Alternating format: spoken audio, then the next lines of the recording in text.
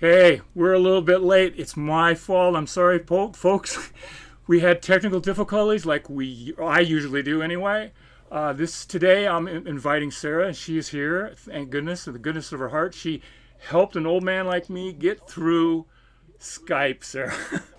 Oh, so how are you after this ordeal? I'm doing great. My iPad says poor connection, so I'm a bit concerned, but I think we'll be fine. You are coming through loud and clear, recording wise. So, Okay, um, amazing. yeah, you are. You're doing fine. So, okay, Good. good. So what have you been doing the last 3 months with the lockdown and everything up there in Toronto? I've been doing a lot of practicing, which has been amazing. I've been doing a lot of session work for different artists in LA and sending tracks over to a bunch of people. Some online collaborations, a bunch of things, music and creative related. That's that's good. I just got done looking as I was setting this up. Your YouTube page is or excuse me, your YouTube page is very good as well. However, um, I don't think there's anybody that is engaged in real time social media on Instagram as you are, because everything that you have on there is not politics, not anything else. Like, it's just music. You show your bumps, your bruises, your great everything. I mean, it's all right there. And so that's what I did today, is take a look at that. I'm going to go off script here because I have to ask you about your last post, man. How did that come about, man? That's amazing. Which one was the It's last the one, post? the challenge. Oh, the challenge. So I've loved Frank sang for such a long time. He plays for like the gospel legends, Fred Hammond, John Peakey, and everybody. And so he just messaged me. He's like, "Hey, I'm doing this challenge. Want to jump on it?" I'm like, "Duh, send it Yeah, to me." yeah. Then I just recorded it and just posted it. Oh, it's absolutely amazing, and the the sound is phenomenal. I mean, I'm running it through my monitors here, and it's just like, God, it's so good. Yeah. It's absolutely amazing. Could you describe a little bit, who is Sarah T. Drum Guru? Yes. So I'll start. Everyone asks me, how did this name come about? When I was like 15 or 14, that's when YouTube was starting out, and I made a YouTube page. And my mom's like, "Let's give you a cool nickname for YouTube." And she's like, "Sarah Drummer Girl," or Sarah. And I'm like, "No, mom, this is not cool." So in the Indian culture, if there's a musician, or they're amazing, or they're a teacher, they say guru. So my mom's like, "How about drum guru?" And then when I went to high school and university, everyone's like, "Hey, drum guru, what's up?" And it became kind of like a nickname. So I said, "Okay, Sarah T. Drum Guru," and it became just a things. And then I've been using it for all my social medias and everything. Wow, that is amazing. I have your website scrolling across the bottom of the screen, and then also I have youtube.com/ Sarah T. Drum Guru, guys, and go to both of those things and help support her, okay? And if you got to check out the videos. If you haven't, on both places, you'll be busy for weeks. I'm telling you, it's absolutely. Um, so your education, it's an amazing story. I can't expect you to tell everything about it, but just touch on it. Yeah. So education, I went the formal education. Yeah, just I mean, I I know you're a self-taught musician. You played Yeah. classical piano, you played violin, you sang. Your parents didn't want you to lug drums around. They wanted you to do something else, but then they ended up Right. buying you two drum kits. You ended up going to college, and you can take it from there. That's right. So being a self-taught drummer, coming from the Indian culture, there's a lot of percussion-based music. Drum kit is treated like a percussion in the culture, and percussion is the centric rhythm that is bringing the music forward. So I always consider that I've lived two lives. The first life was until I was 18 years old, before university, where I was hearing the drum kit in the lens of a tabla or in the lens of any sort of percussion instrument. And the second life was when I went to university, discovered gospel, fusion, funk, and all these cool heavy groove, a lot of that kind of music. And then I went on this hiatus for 4 years, started picking up books, stick control and syncopation, started saying, okay, this is German grip, this was French grip. Because when I grew up, my dad's an amazing, talented musician, but he came down the self route also. So I never understood, okay, practice with the metronome, practice like this. You should play a paradiddle. For me, it always came from feel and the music and the records and just transcribing records by ear. And I remember when I was playing in my dad's band from a very young age, I would show him this Indian groove and he'd be like, it doesn't feel right. I cannot tell you why, but go practice it, figure it out, and come back to me, and I'll tell you if it feels right. So I just feel like now I'm at this point where I've taken that feeling, intuition kind of life of mine, and then this kind of academic life, and meshing the both together. So I would say that's kind of my education. And I went to school for jazz music. I won the Oscar Peterson Scholarship there, and yeah, it's fun times. Yeah, and you're of course, Sarah and I met at PASIC actually. When I shoot at PASIC, I sit in the front row, and so I'm able to get very good shots, and I record a lot of really good video. And so actually, I was really tired after, I don't know what, I can't remember which time of the day that she went on, but I was sitting out in the hallway up against the wall, just going, oh man, I just don't know what to do. And all of a sudden, Sarah walks up to me, and we start having this talk, and I'm sure she was going, is this guy ever going to shut up? But what I noticed is when you played, Sarah, she what is she? A fusion in the greatest sense. The fusion of Indian music, fusion of gospel music, fusion of jazz, and fusion of funk. So it's like Nikki Gillespie. I mean, I had her on there, and she does the same. She does the same type of approach. Do you want to explain how Indian music crept into all these genres? Most definitely. So growing up in the household in a time where by your parents was the only music you had surrounding you. Like you couldn't just go on your iPhone and look up something on YouTube. So my dad, being a musician, was heavily into Bollywood, which is Indian film music and Indian classical music. And the cool thing is about Indian music, Bollywood music, and then I didn't know that these were all subgenres until I went to school. And I was like, hey, professor, check out this cool groove that I learned from this Bollywood movie. And he's like, that's a Cuban montuno. And I'm like, what did you just say? So I felt like subconsciously or without knowing, I became a versatile listener and a versatile musician from just a love of a culture of music. Any sort of person who's amazing in jazz or, they come from the gospel church. And I said, okay, I need to understand this feeling. I need to understand this vibe. And I just kind of went into the culture very head on, and they maybe have a form, but they go off into something and everyone's really listening. So for me to connect, it felt very easy and very pure for me. And I love it. It absolutely has changed my life. Oh yeah, Teddy Campbell's one of my favorites. Calvin Rogers is one of my favorites. Marvin McQuitty is one of my favorites. Robert Sput Seawright, Aaron Spears. I mean, everybody. And then there's even the guys like Sput came up from the church, but then they go into the fusion route. He started playing with Snarky Puppy or whatever. So I find it such a cool foundation to have. And especially when you come from the Indian culture or from a culture from a third world country, drum kit is not really prominent. But if you go to the church where everybody grew up in that music, drum kit is like center stage. So it's interesting how they've taken that from their mindset and perspective and brought it to jazz. So I love where music is at today, especially with jazz, hip hop, and gospel and everything kind of meshed up together.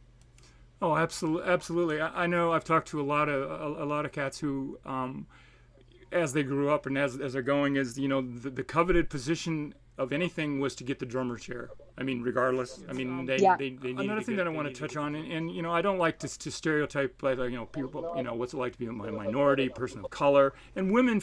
And unfortunately, they're still falling into that category. We still have to bring the subject up. I still have to take a look at my drummer photographer Instagram account and see how many percentage of women are going to me, and it's still a very small piece of the pie. Could you tell me what your take is on that, Sarah? I thought that being in the industry, especially being a drummer in the industry, I've made myself just a human. I found that if I say that I'm the only, I think the only female drum set performer at PASIC, or when I did Zildjian Live, I was the only girl. If I start thinking in the mindset that I'm the only person of this type of color or gender, I feel like I'm automatically segregating myself. So I've always chosen to find similarities first. We're all lover of drums. We're all human beings. We all love music. Then you naturally find the sense of fitting in. So that's kind of my approach on it. I don't suppose you get to, but do you ever go at PASIC? Do you ever get to go to Hit Like a Girl? I have done some, I think, evaluations and helped with the Hit Like a Girl stuff, and that's amazing. It's amazing. But my dream is to see like girls win Guitar Center Drum Off or even come to the finals, because I know it's possible. And of course, there's such amazing female drummers, which I don't like using that term at all, but coming up. So I hope that just keeps going. When I was in university, I got called to play in India. Like I got called to leave town and do a lot of things, but my mom didn't let me go. And she's like, you're going to finish your degree. I don't care what happens. And when you're done, then you can do what the hell you want to do. So I made such an active effort to show me my playing, my personality online, so that if somebody wanted to hire me when I'm done school, they knew what they're going to get into. So I just feel like it just helps with promotion and collaboration, and it is the future, and it is the present. I read somewhere where at one time one of your dreams was to be with Snarky Puppy. Yeah, I love them so much, and I've been fortunate. I played with Mark Lettieri, the guitar player, when he came to Toronto. I've played with some of the members for Zildjian Live this year, Robert Spot-Seawright, Nate Worthy, and for Vic Firth Live a couple of years back, I played with John Baptiste, Tegan and Sarah on the Colbert Show. A.R. Rahman, he's like the biggest composer in India. He's won like an Oscar and Grammy. Sekou Bunch, who's an incredible bassist that's played for like Quincy Jones and Michael Jackson. Ruth B, like Charlotte A. Wilson. A bunch of people, like a bunch of cool people. So, can you explain VF Jams? Yeah, so VF Jams is a project that happened a couple of years ago, and Vic Firth, the incredible stick company that I happily endorse, they started this live session where they called 8 drummers from around the world, and everyone kind of brought in a tune, or the tune was composed by Robert Spot-Seawright, and there was a house band. And there was a short rehearsal where you got to practice your song, and then the next day, cameras on, hit record, and we played. That's what it was. And this year they had Zildjian Live, which I was very happy to be a part of too. And it was exactly the same thing, except it's for Zildjian. What's your current workload look like? I'm pretty busy in terms of setting sessions to people, and I feel like I need to kind of slow down to start writing some of my own stuff and start doing a lot of work for myself. I think I've been very happy and caught up in being busy, but I think I need to be like, okay, I need to take a step back for a bit and do my own stuff. Yeah, but I practice every day, so I'm happy I get that in. What about future? Is there future things out there for you, Sarah? Yeah, like right now, I was supposed to be on a 2-month tour in the U.S. with the rapper named Watsky. I played with him last year as well, and I was supposed to be in LA right now and subletting a place, and there was a lot of stuff that I was supposed to be doing, but it's all on hold, and that's okay. And as soon as it's all over, I'm looking forward to being back there. As a young girl, didn't they wanted you to come to India and play, but you were in high school, is that right? Yeah, so A.R. Rahman, the Oscar-winning, Grammy-winning, he contacted me when I was in my first or second year in university. And he wanted me to do this big session in India. And the funny thing is that the way it kind of happened is that I was getting this bombardment of emails, bombardment of Facebook messages. And I'm like, is this really true? Because I've been a fan of A.R. Rahman since I was a child. And then I'm like, nah, this can't be true. And my mom's like, yeah, well, you can't go anyway. So a couple of years later in Toronto, he came to Toronto to perform, and he announced on stage that he's never been rejected before. And I'm the only person who said no to him, which was really funny. And I got to jam with him on stage, which was great. But anyway, that was one of the few times that I was supposed to go to India. And I've never been, funny enough, and I hope to go. Well, I hope you get to go as well. I tried to find there's one of the most phenomenal drummers that I've listened to for a long time. He's from India, and I cannot pronounce his name, and I am not going to tear it up, okay? But it begins with a T, and he doesn't sit in a throne. He sits down in Indian typical fashion and plays a drum kit. Is it Tilak Urdu? Yes, there it is. You said it. Tilak. Yes, you said it right. Oh, man, he's like one of my biggest inspirations. Yeah, such a master of rhythms and speaking the syllables, fusion, absolutely incredible. And he reminds me a lot of Pete Lockett as well.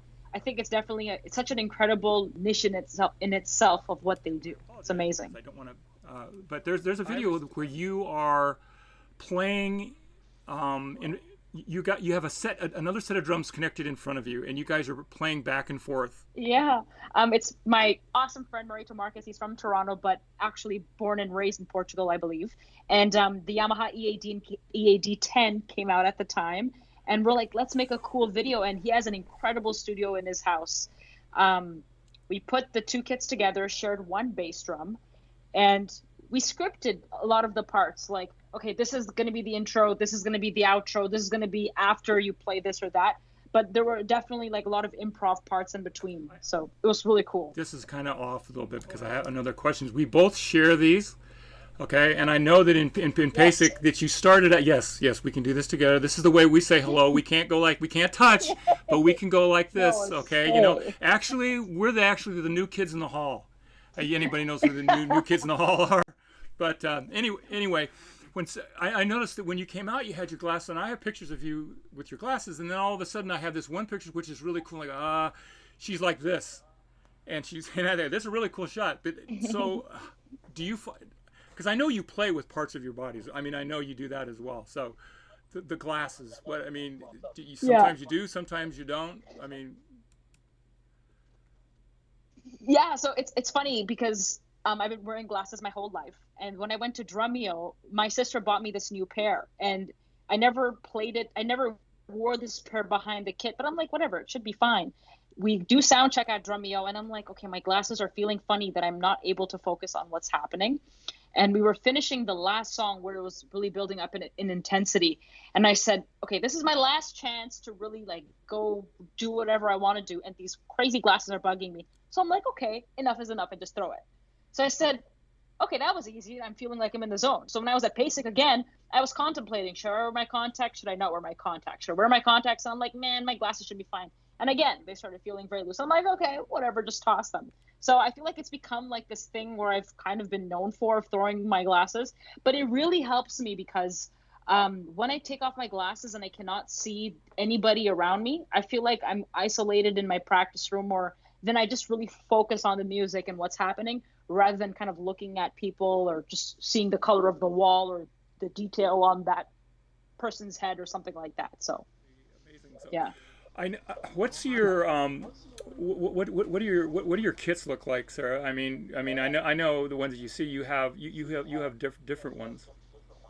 Yeah, I endorse Yamaha, so everything's primarily Yamaha. My favorite one is the Absolute Hybrid Maple, and I use a 20 kick drum, 8, 10, 12, and 16, which is like my go-to setup. There's questions. What type of unique Indian instrument would be cool to add to a drum set and learn to play for funk and rock type of music? Ooh, so I have these 3 drums. I call it Indian congas, lack of a better term. And there were a couple of decades in the Bollywood music industry where our music had a lot of Cuban influence. So how you had the Cuban congas, there were Indian congas. But the Indian congas were like a high, a medium, and a low. If you go on my YouTube page and if you go back to like 2010, you'll see that I've made a couple of covers with these 3 drums. They're cool because you can hit them with sticks and you can hit them with your hands. So sometimes when I'm playing drum kit, I'll have it on my left side beside my hi-hat. It's kind of like rototoms, kind of. Not really, but you can think of it as rototoms, and it's pretty cool sounding. So I would recommend that for sure. Well, thanks, Steve, for that. For that, it leads me to another question for Sarah here. I understand that you wanted a set of rototoms. I read that someplace where you had mentioned that you would like to have rototoms. Is that correct? That is correct, because a lot of my dad's percussionists would have rototoms. So when everybody went out there with the rototoms and start like playing with the pitch bending and playing with stuff. So I absolutely love the rototoms. Yes. How do you tune? Is there a special way that you tune? Do you tune by ear, or how do you do that?